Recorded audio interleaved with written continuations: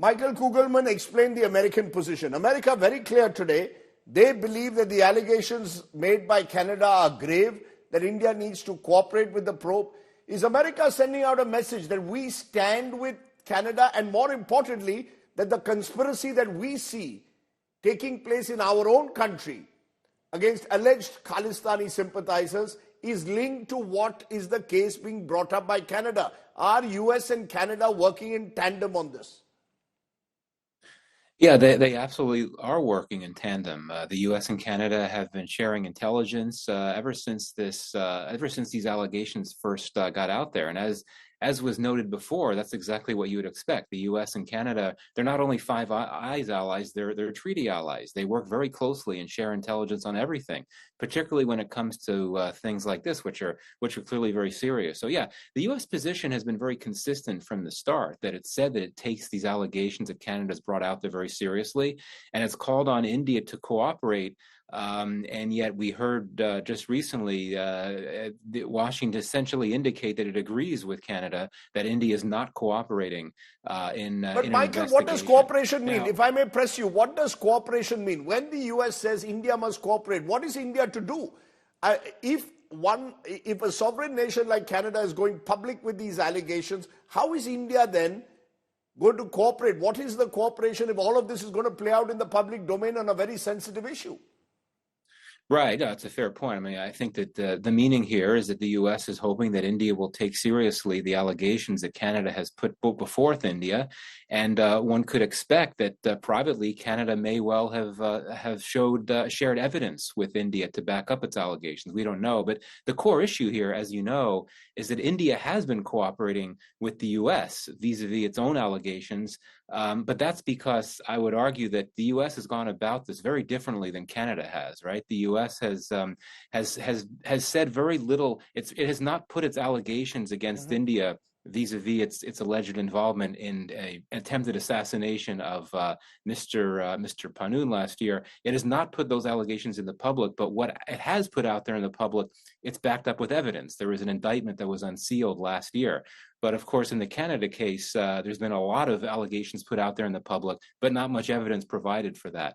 And I think that it would be very difficult to expect India to be willing to cooperate, given that Canada has gone about this so differently than the U.S. has. But bottom line, the U.S. is going to stand with Canada, but it also wants to see Canada's relationship with India not fall apart. I think the U.S. has a strong interest in the Canada-India relationship retaining some of the potential that it has in the past. We know that Canada and India have had a robust trade relationship. They have some strategic convergences vis-a-vis the Indo-Pacific. But yeah, bottom line is that the U.S. takes the Canadian allegations seriously, and it wants to see India be willing to take these allegations seriously and work with Canada to address them.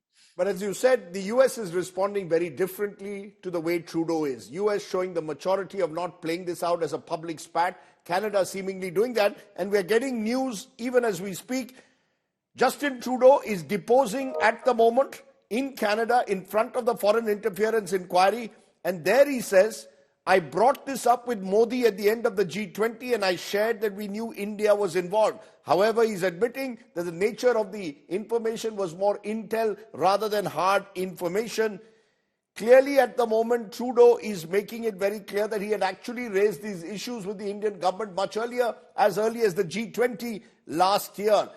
Mr. Milewski, you're back with us. Tell us, do you believe that Justin Trudeau is going for broke because of his domestic situation? Or does he have more than we don't know? No, I don't believe that it's some conspiracy to cook up these charges in order to save Trudeau's political neck. His neck is in big trouble anyway, regardless of he is probably going to lose the next election. He's toast anyway. It's not going to be affected one way or the other by the Jewish medical industry to be followed. The fact of the matter is that it is established pretty well. The RCMP is not, the Royal Canadian Mounted Police is not a political organization. And they have declared that indeed these allegations are true. And we know of several meetings, at least the high-level meetings, which the Canadians did present evidence. Maybe the Canadians didn't think it was enough, but they did present evidence in support of their allegations. Now, where do we go from here? I suspect The only way out of this diplomatic Donnybrook is for some dirty, grubby little deal to be done, whereby India takes some limited responsibility, light sentences are issued, the Americans get some of the accountability that they wanted, the Canadians get some, but not much of what they wanted, and the matter is swept under the rug, and India promises never to do it again. In the meantime, with luck, India will get what it wants in a more aggressive attitude. Okay. Finally, and after 40 years of toleration of Khalistani violence and threats of violence, finally get the So both there is going to be, to from what I'm take catching you, the threat we have a seriously. slightly bad audio with you, Mr. Miliski, but I got your main central point.